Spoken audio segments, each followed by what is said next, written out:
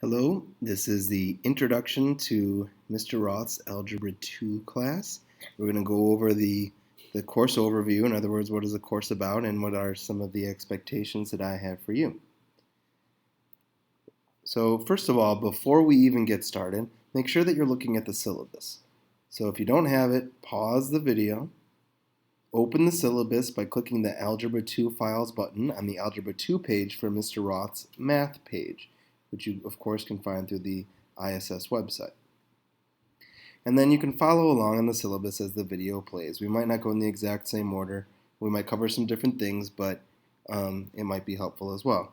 Finally, usually when we watch a video, you want to take notes. Here, pretty much everything's on the syllabus, but you might want to underline or highlight or even jot down some notes on the syllabus or in your notebook if something jumps out at you and you think it might be important, or if there's something that I say that you have a question about, write it down so that in class, the next time we meet, you can ask the question. All right. Then on the homework file, on the form, I want you to read the questions. All right. So before you watch the video, you should read the questions. So if you haven't done that, go ahead and pause it, read the questions. Don't answer the questions, just read the questions. You think you know the answers? Watch the video anyway. Again, take notes when you're watching the video. Your homework on a daily basis or whenever we meet is not going to be marked complete unless you have notes that go along with it. This helps me to know that you not only watched the video, but that you watched with a purpose and that you took down the important information, that you were actually thinking instead of just hitting the play button or just skipping it and moving on to the questions.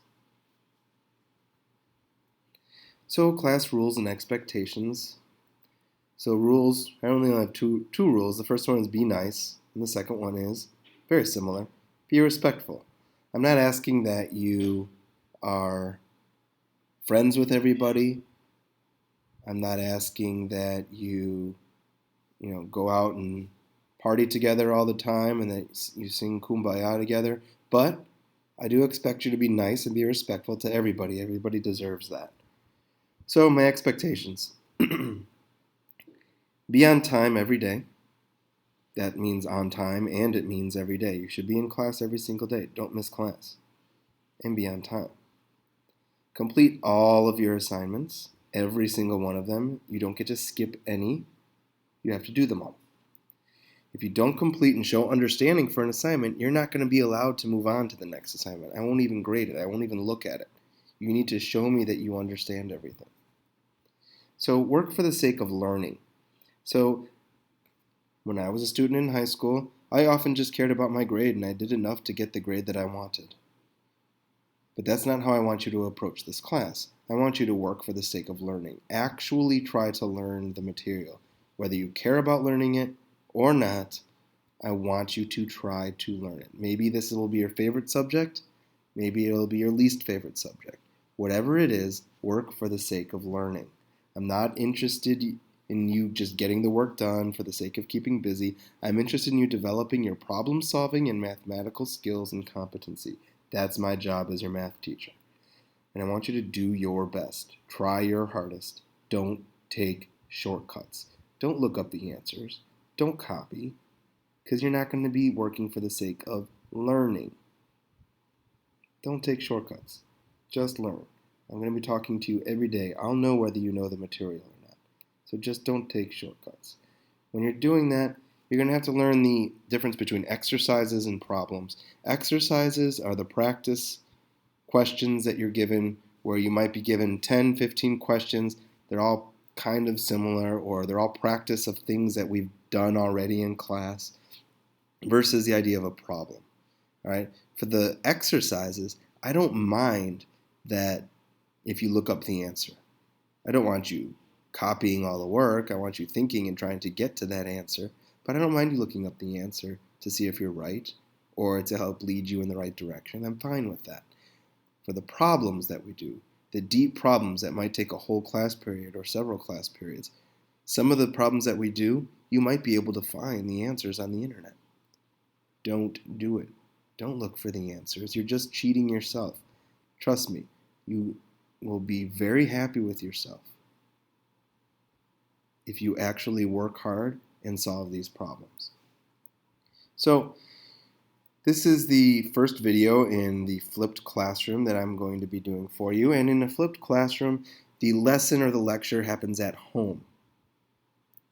So I'm recording these videos to give to you at home. So you watch them at home, you take notes, and you do all of the introductory stuff at home, right? And then when you come into class, you have your notes, you have questions ready to ask on stuff you didn't understand, and then we can either do more practice problems in class when you're around other students and the teacher to be able to help, or we're able to do big problems that you can then really dive deep into the mathematics that's going on. So we're going to be giving homework every day. Sometimes I might even give you homework on days that we don't meet. The homework will consist of a video of a lecture or a lesson, and you'll need to have the internet in order to watch this video. If this continues to be a problem of you not being able to access the internet, we'll have to figure out another solution, maybe putting the video on a flash drive for you or something like that. But you're going to have to watch it outside of class. Then that's going to be followed by basic, easy questions to test basic understanding. Did you really watch the video? Do you understand just the very basics? Nothing deep and thoughtful here. And then sometimes I'll give you some extra practice problems at home, especially if I feel like it's something that, we need to move on, but I also need you to get that extra practice in. That would be like a more traditional math homework assignment that you've probably done, since you were at least in 6th grade. Okay, sometimes I might just suggest it to you, like do these problems if you feel like you're struggling, you need more practice, or sometimes I might say, no, you need to do this. So while we're in class, you're going to be working in groups a lot. I'm often going to group you by level of understanding. Sometimes you'll choose your own groups. You'll say, you know what, I don't understand this. I'm going to go sit in the I don't understand this group. Or I got it, no problem, I'm ready to move on, and you'll sit in that group. Sometimes I might put you in groups. I might say, okay, you sit here, you sit there, you sit there, and you'll work in those groups accordingly. Okay, then you're going to also, during class, do practice. You're going to do some non-routine problems, which is actually the most fun thing to do. And then we're going to do a lot of projects. At the end of every unit, we'll have projects to complete. So here I'm going to show you how to use the website. If you've already accessed this video, you'll probably know how, but maybe you didn't see everything that there is available to you, so I'm just going to go through it quickly. So to get to my website, you're going to go to Secondary Mr. Roth, and then for you, you'll click on the Advanced Algebra 2 page, and you can scroll down and you can find various things that'll keep you up to date. So you click on the Algebra 2 files, and you can get here, that's the syllabus. For Unit 1, you'll find documents in there, classwork or homework. You can also get to this assignment list from that folder. All right, back to the web page. You'll see on the right the upcoming events. Right now it's just full of class, although there's one homework assignment on it. You can also go down in the calendar, see the same information. You can actually get to the homework assignment from the Google Calendar. If you want to add the Google Calendar, the class Google Calendar to your own Google Calendar, you can email me and I'll share you on the Google Calendar, so you don't actually have to check the website all the time. And once you click on the assignment, you can go over here and read all the questions and then and watch the video, etc. So hopefully you already know how to do that because you're doing it. So that moves me on to assessment and grading. First of all, I want to let you know that I hate grades. I think they're stupid. I love learning, I love being challenged, and I love attacking new, challenging problems. I find a lot of joy in that. I know not everybody does, but I do, and I hope that I can at least get you guys to enjoy it a little bit. But even though I hate grades, I have to give grades. So at the end of the day, I do have to give grades, but that's not really what I'm all about. I'm all about learning. So at the end of during each unit, you will be given learning targets that you need to work towards mastery of, and I'm going to continuously assess your progress towards the mastery of that learning target. At the end, so that's going to be every day, all the time, and then at the end, I'm going to give it's called a summative assessment at the very end, where I'll give you a test and a project to see what you did learn. Really what I'm looking at is, did you master the learning targets as well as you should have and could have? All right, then that'll turn into a grade somehow, but I really don't want you asking me about your grade, because I don't care. I hate grades. I care about you learning. You can ask me about your learning. You can say, do you think that I've learned this as well as I could? Or what do you think I can do to learn this, meet this learning target better?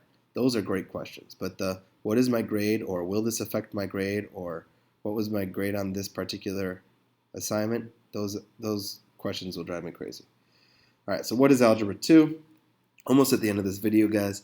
So essentially it's a continuation of Algebra 1. So wherever you left off in Algebra 1, you keep going, and that's Algebra 2. So it's a prerequisite for pre-calculus, which is really just a continuation of Algebra 2. It means different topics in different schools because what gets covered in an Algebra 1 class might differ in different schools. But essentially, in Algebra 2, it's the study of functions. That's the most important thing. You learn about functions and the graphs of functions and what different graphs of different functions look like. And then which functions that we cover, though, again, that looks different in different schools. So we also learn how to solve more complex equations. In Algebra 1, you may have learned how to solve 1 or 2 or 3 different kinds of equations. Here, we're going to be learning how to solve different equations as well as systems of equations. The textbook. You might be used to a teacher teaching you and then giving you homework in the textbook. I hardly ever use textbooks. Every once in a while, maybe I'll get something from a textbook. I'll use it as a resource from time to time, but I don't let the textbook guide my curriculum. So essentially, if you're following along in the textbook, you'll notice that I do things in a different order, or I might take this topic out, or I might put this topic in. And that's just because from my own experience teaching, I know what I think is important for you to learn, and I know where you're heading in your next couple years. The people who wrote the textbook don't know any of that. So, you should have a textbook just in case I do assign some problems in it, but don't get confused if we're going in a different order. What we will cover. All right. So we're going to cover functions: linear, exponential, logarithmic, quadratic, trigonometric, and maybe if we get to it, we'll cover rational functions. What kind of equations are we talking about? We'll learn how to solve linear, exponential, quadratic, including complex numbers, and again, if we get to it, we'll learn how to solve rational equations. We're going to look at systems of equations and inequalities, and we'll look at matrices. And that will cover what we need to do in order to be able to be successful in pre-calculus. That's the end of this video. Go ahead and answer the questions. Make sure you turn in the form. Don't answer the questions then, forget to turn it in. And get this done by Tuesday. So please do it Monday night so that before school on Tuesday it's already done, because you will have another assignment to do on Tuesday night. Thank you for your time. I'll see you on Wednesday. But you're welcome to come ask me questions tomorrow if you want.